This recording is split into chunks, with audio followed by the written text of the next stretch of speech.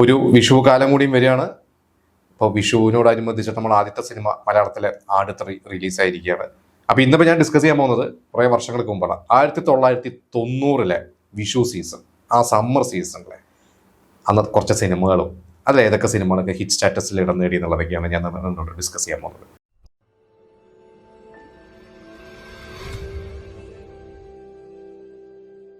ഇതിൽ ആദ്യത്തെ ഒരു പ്രധാന സിനിമ എന്ന് പറയുന്നത് നമ്മൾ ഇന്നും റിപ്പീറ്റായിട്ട് കാണുന്ന, അല്ല സിനിമയായാലും പാട്ടുകളായാലൊക്കെ നമ്മൾ നെഞ്ചിലേറ്റിയ ഹിസ് ഹൈനസ് അബ്ദുള്ള.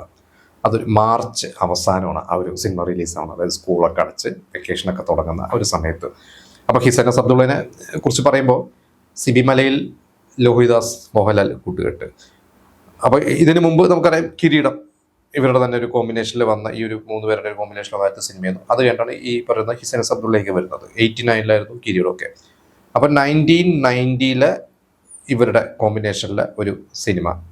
ഇതിന് ശേഷം 91, 92 എല്ലാ വർഷവും ഈ പറഞ്ഞ പോലെ ക്രിസ്മസിന് ഇവരുടെ ഓരോ സിനിമകൾ സംഭവിച്ചിരുന്നു. അത് നമുക്ക് മറ്റൊരു എപ്പിസോഡ് ഡിസ്കസ് ചെയ്യാം. എങ്കിലും ഞാൻ പറഞ്ഞ അന്നത്തെ ഒരു എന്താ പറയുക, ഒരു സിനിമകളുടെ ഒരു ബിസിനസ് എന്ന് പറയുന്നത് ഈ തിയേറ്റേഴ്സിനായിട്ട് ഇവർക്കൊക്കെ ഒരു അഗ്രിമെന്റ്. അതായത് മാർച്ച് മാസത്തിലെ അവസാനത്തെ വെള്ളിയാഴ്ച സിബി മലയിൽ മോഹൻലാൽ ലോഹിദാസ് ടീമിന്റെ സിനിമ, അതെല്ലാം മോഹൻലാൽ തന്നെയാണ് പ്രൊഡ്യൂസ് ചെയ്യുന്നത്. പ്രണവ് വാട്സിന്റെ പേരിൽ ഈ സിനിമ തിയേറ്ററിൽ എത്തിക്കും എന്നുള്ളതായിരുന്നു അന്നത്തെ അവരുടെ ഒരു ടാർഗറ്റ് അല്ലെങ്കിൽ ഒരു അഗ്രിമെന്റ് ഒക്കെ. അപ്പൊ അങ്ങനെ ഇവരുടെ കൂട്ടത്തിൽ ആദ്യത്തെ മാർച്ചിലെ വെള്ളിയാഴ്ച വന്ന 90 വന്ന സിനിമയായിരുന്നു ഹിസ് ഹൈനസ് അബ്ദുള്ള. ഒരു സിനിമ നമുക്ക് ആ സിനിമയെക്കുറിച്ചോ അല്ലെങ്കിൽ അതിന്റെ മറ്റു കാര്യങ്ങളെക്കുറിച്ചോ നമ്മളൊന്നും പറയേണ്ട. രവീന്ദ്ര മാഷ് എന്ന് പറയുന്ന ഒരു മ്യൂസിക് ഡയറക്ടർ, എനിക്ക് തോന്നുന്നു അതിന് മുമ്പ് അതിന് ശേഷം എന്ന് വേണമെങ്കിൽ പറയും. ഈ ഒരു സിനിമയ്ക്ക് ശേഷമാണ് രവീന്ദ്ര മാഷിന്റെ വേറെ കുറേ തരത്തിലുള്ള പാട്ടുകളൊക്കെ നമ്മൾ 90കളിൽ ഇന്നും നമ്മൾ റിപ്പീറ്റായിട്ട് കേൾക്കുന്ന പാട്ടുകളൊക്കെ വന്നത്. ഗൗതമി, മറ്റേ തിലകനല്ല, തിക്കുറിശി, നെടുമുടി വേണു, തിലകനില്ല, പിന്നീടാണല്ലോ തിലകൻ പറഞ്ഞ തിലകൻ എന്ന സിനിമയിൽ കട്ട് ചെയ്തു എന്ന രീതിയിലൊക്കെ പറഞ്ഞിരുന്നത്. പക്ഷെ ഒരുപാട് പ്രത്യേകതകളുള്ള ഒരു സിനിമ തന്നെയാണ്. ശരിക്കും നമുക്ക് ആ സിനിമയുടെ ഒരു വൺലൈനൊക്കെ കേട്ട് കഴിഞ്ഞാൽ ഒരു ഭയങ്കര ഒരു ആക്ഷൻ ത്രില്ലർ, ഒരു അണ്ടർവേൾഡ് അങ്ങനെയൊക്കെ മൂഡിലൊക്കെ ഉള്ള ഒരു കഥയൊക്കെയായിട്ട് തോന്നുമെങ്കിലും അത് ആ ഒരു സിനിമയെ എങ്ങനെ ഒരു മ്യൂസിക്കൽ, ഒരു ക്ലാസിക്കൽ സിനിമയാക്കി, കുറച്ചുകൂടി ഒരു ഫാമിലി ഓറിയന്റഡ് സിനിമയൊക്കെ ആക്കി മാറ്റി എന്നൊക്കെ പറയണതൊക്കെ ഇവരുടെയൊക്കെ ഒരു കഴിവ് തന്നെയാണ്. അങ്ങനെ ആ ഒരു സിനിമയായിരുന്നു ആ ഒരു സീസണിൽ ഇറങ്ങിയ ആദ്യത്തെ ഒരു സിനിമ. ആ ഒരു മാർച്ച് അവസാനം തന്നെ ഇതിനോടൊപ്പം തന്നെ ഹിസ് ഹൈനസ് അബ്ദുള്ളയുടെ ആ ഒരു ദിവസമോ തലേ ദിവസമോ ഇറങ്ങിയ ഒരു സിനിമയായിരുന്നു രാജവാഴ്ച എന്ന് പറയുന്ന ഒരു സിനിമ. അത് ഹിറ്റ് മേക്കർ ശശികുമാർ സാറിന്റെ സിനിമയായിരുന്നു.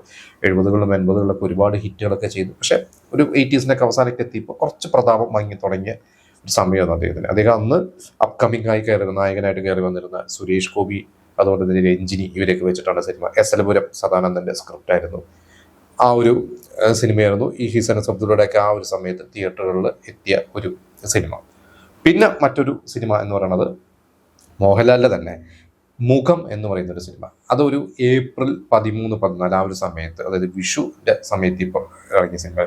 മോഹൻ എന്ന് പറയുന്ന ഒരു ഇതേപോലെ തന്നെ അത്യാവശ്യം നല്ല ക്ലാസ് സിനിമകൾ, അതായത് സിനിമകളുടെ ഒരു ഹിറ്റ് എന്നതിലുപരി അദ്ദേഹത്തിന്റെ സിനിമകളൊക്കെ നമ്മൾ ശാലിനിന്റെ കൂട്ടുകാരിയുടെ വേളയൊക്കെ പോലത്തെ കുറെ വിട പറയും മുംബൈ പോലത്തെ സിനിമകളൊക്കെ ചെയ്തിട്ടുള്ള സംവിധായകനാണ് അദ്ദേഹം.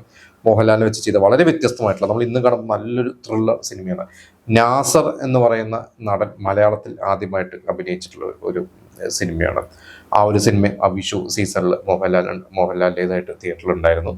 ഈ ഹിസ് ഹൈനസ് അബ്ദുള്ളയായിട്ട് എൻ്റെ ഡിഫറെൻ്റ് ആയിട്ടുള്ള ഒരു സിനിമയാണ് മോഹൻ. മറ്റൊരു സിനിമ മോഹൻലാലിൻ്റെ തിയേറ്ററിലെത്തിയത് ഇതിനെക്കാട്ടൊക്കെ ഒരുപാട് പ്രതീക്ഷയോടുകൂടി തുടങ്ങി കുറേ കാലം എന്താ പറയുക, പല പ്രശ്നങ്ങളിലൂടെ പോയി പെട്ടി കടന്ന ഒരു സിനിമ, കടത്തനാടൻ അമ്പാടി. അത് ഏകദേശം 86 ഷൂട്ടൊക്കെ തുടങ്ങിയ ഒരു സിനിമയായിരുന്നു. പ്രേം നസീറും മോഹൻലാലും ശ്രീനിവാസനും എല്ലാവരും ഉള്ള ഒരു സിനിമയാണ്. കൊച്ചിൻ ഹനീഫ ആയിരുന്നു അതിൻ്റെ സ്ക്രിപ്റ്റൊക്കെ. അന്നത്തെ എനിക്ക് തോന്നുന്നു ഏറ്റവും വലിയ ഒരു ബഡ്ജറ്റിൽ ഒരുങ്ങിയിരുന്ന ഒരു സിനിമ തന്നെയായിരുന്നു. കാരണം അന്ന് ആ സിനിമയ്ക്ക് കടത്തനാടൻ അമ്പാടിയൊക്കെ പ്ലാൻ ചെയ്യുന്ന ഒരു സമയത്ത് വടക്കൻ വീരഗാഥയൊന്നുമില്ല. കാരണം എനിക്ക് തോന്നുന്നു അന്ന് ഈ പറയുന്ന ഡെന്നിസ് ജോസഫും ജോഷിയൊക്കെ മമ്മൂട്ടീനെ വെച്ചിട്ട് ഒരു സിനിമ അന്ന് പ്ലാൻ ചെയ്തു. കുറേ സിനിമകൾ മമ്മൂട്ടിയുടെ പരാജയപ്പെട്ട് നിൽക്കുന്ന സമയത്ത് മമ്മൂട്ടിക്കിനൊന്ന് തിരിച്ചു കൊണ്ടുവരാൻ വേണ്ടി ഇവരൊരു വടക്കൻ പാട്ടൊക്കെ ആലോചിച്ച സമയത്ത് ഈ പറയുന്ന കടത്തനാടൻ അമ്പാടി എന്ന് പറയുന്ന ഒരു സിനിമ തുടങ്ങുന്നു എന്ന് പറഞ്ഞപ്പോൾ ഇവർ ആ പ്ലാൻ, ജോഷി ഡെന്നിസ് ജോസഫ് പ്ലാൻ മാറ്റി പകരം ചെയ്തതായിരുന്നു ന്യൂഡൽഹിയൊക്കെ. പക്ഷെ പിന്നീട് കടത്തനാടൻ അമ്പാടി പെട്ടിയിലായി. പിന്നീട് അതിനുശേഷം വടക്കൻ വീരഗാഥ വന്നു. വടക്കൻ വീരഗാഥ 89 ഇറങ്ങി ഭയങ്കര ഹിറ്റായിട്ട് മമ്മൂട്ടിക്ക് നാഷണൽ അവാർഡ് കിട്ടി. അങ്ങനെയൊക്കെ പോയ ശേഷമാണ് ഈ പറയുന്ന കടത്തനാടൻ അമ്പാടി വരുന്നത്. പ്രേം നസീർ 89 വർഷം 89 ജനുവരിയിൽ നമ്മളെ വിട്ടുപോയി.